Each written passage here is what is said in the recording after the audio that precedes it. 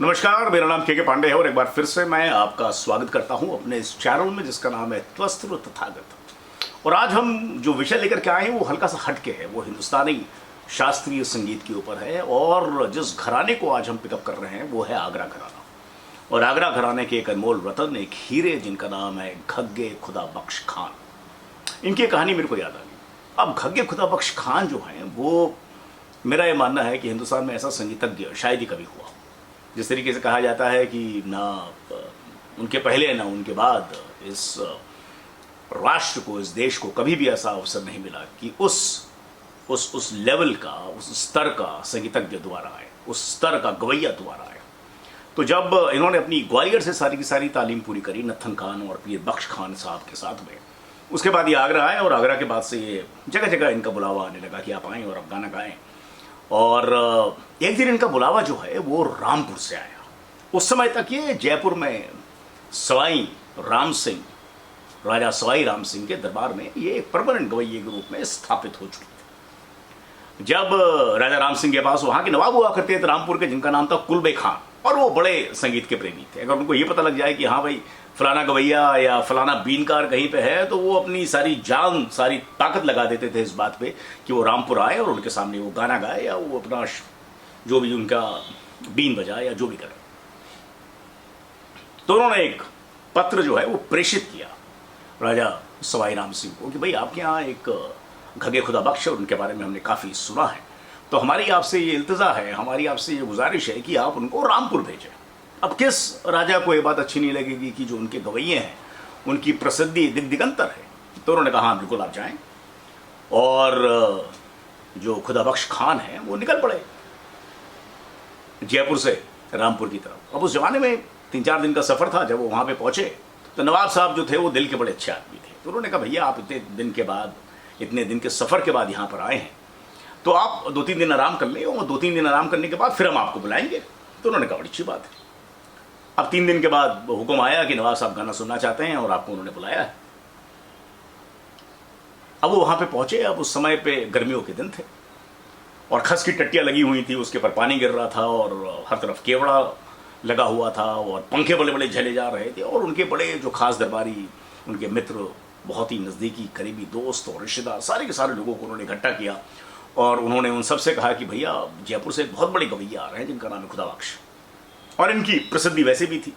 अब हुआ यूँ कि चूंकि ये जो गवैये होते हैं, जो गायक होते हैं, वो जरा नाजुक प्रवृत्ति के होते हैं, तो इनका जो गला है और वहाँ पे हल्का सा जो टेम्परेचर था वो बाहर के मुकाबले में कम था, क्योंकि केवड़ा था और खस था और पानी उसके पर लगातार डाला जा रहा था, पंखा चला जा रहा था, तो हल्का सा ठंड था अंदर।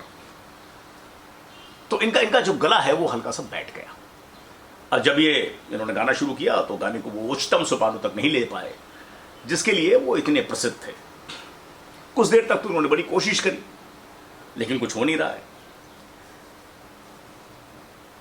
अंत में नवाब साहब ने बगल में किसी से कहा कि यार हम इस गवैये के बारे में इतना सुन रहे थे, ये तो बड़ा साधारण सा गायक है। अब नवाब का दुर्भाग्य और घग्गे खुदा बख्श खान का सौभाग्य कि उन्होंने ये बात सुन ली। ये बात सुन के उनको बुरा लगा और उसके बाद खुदा बख्श साहब ने जो तान ली और जैसे ही उन्होंने उसको सोपानों तक पहुंचाया, उनकी आवाज़ खुल गई। और आवाज़ ऐसे खुली जैसे बदली हटी हो और पूर्णिमा का चांद आपके सामने आ गया। बेसाख्ता नवाब साहब के मुंह से निकला वाह वाह। और उस जमाने में रामपुर में यह प्रथा थी कि अगर नवाब साहब ने किसी गायक को दाद दी है तो रुपए की थैली गायक के पास भेंट स्वरूप दे दी जाती थी। इधर नवाब साहब ने दाद दी, उधर घगे खुदा बख्श के पास 5 रुपए की थैली आ गई। और उनका गायन उस दिन इस उच्च कोटि का था कि थैलियों का तो साहब अंबार लग गया। और जब उनका गायन 2 घंटे, 2.5 घंटे, 3 घंटे के बाद समाप्त हुआ तो नवाब कुलबे खान ने कहा कि मैंने ऐसा गाना आज तक नहीं सुना। इतनी प्रतिभा, इतनी विद्वता है आपके अंदर, मैं तो दंग हूं ये देख करके।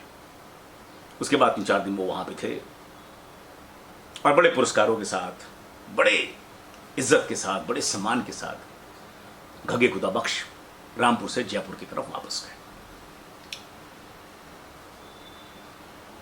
आज इनका नाम महज उन लोगों को पता है जिनका संगीत में दखल है, हिंदुस्तानी संगीत में। और मेरे को बड़ा अचरज होगा अगर कोई आदमी आगरा जाता है या कोई आदमी जयपुर जाता है और कोई किसी से पूछता है कि आप घगे खुदा बख्श खान के बारे में बताएं और कोई आपको बता दे। मेरे ख्याल से दुनिया का ये 8वां अजूबा होगा। उसका कारण ये है कि जो हमारे बुजुर्ग हैं, जिनके कारण हिंदुस्तानी मौसीकी आज यहाँ तक पहुंची है, उनके बारे में हम कोई भी जानकारी नहीं रखते और हम रखना भी नहीं चाहते।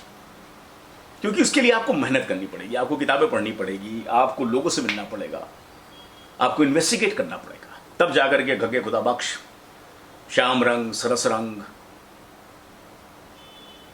बहराम खान, मुबारक अली खान, रहमत सेन, इस सारे के सारे नाम जो अब इतिहास हैं, लेकिन दुर्भाग्य हमारा ये है कि इतिहास हम तक पहुंचता नहीं है। तो मेरी आप लोगों से गुजारिश है कि अगर आप हिंदुस्तानी संस्कृति, हिंदुस्तानी कल्चर, हिंदुस्तानी मौसीकी के शौकीन हैं तो आप इन नामों तक पहुँचें। ये नाम ऐसे हैं जिनको सुनने के बाद आप कान पे ऐसे हाथ रख लें और दोनों हाथ प्रणाम की मुद्रा में जोड़ लें। इतने बड़े नाम हैं। घगे खुदा बख्श की कुछ और कहानियाँ हैं, उसको लेकर के हम दोबारा अगर मौका लगा तो आपके सामने आएंगे। आपने इतनी देर तक मेरे को सुना, उसके लिए आप लोगों का सहर्ष धन्यवाद। नमस्कार।